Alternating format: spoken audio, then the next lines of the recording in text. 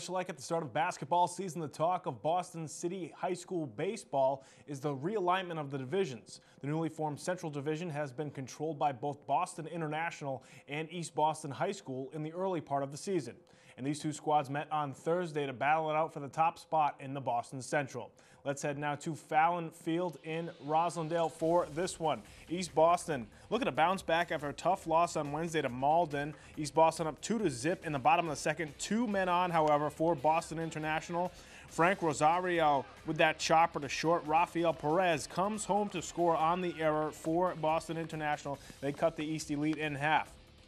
But this game belonged to Michael Terrio. Top of the fourth, he gets that single to center. That scores 2 runners for East Boston, Daryl Diaz and Connor Henry. East Boston goes up 5-1 there in the top of the fourth, and that's all Terrio would need. He also was the pitcher for Eastie in this one. Great day on the mound. Bottom of the sixth, he gets Rafael Perez swinging on that one. Eastie up 6-1. Bottom of the seventh, 2 out, Terrio gets Tejada looking on that one. Terrio had a complete game, 12 strikeouts. Along with that 2 RBI single for Terrio as Eastie goes on to win 7-1.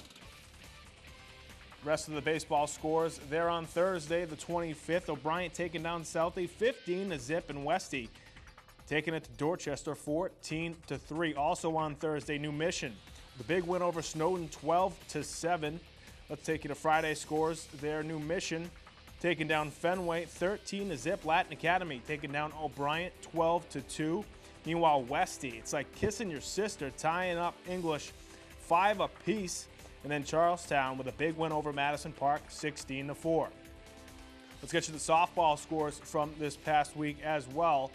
Thursday, April 25th, O'Brien beating Randolph by 2 there, 16-14. English taking down Latin Academy 12-4. Let's head to Friday's scores now for a softball here around the league. That's Jeremiah Burke blowing up the scoreboard, 24-4 over Boston International, and Fenway taking it to Brighton 18-10 there on Friday.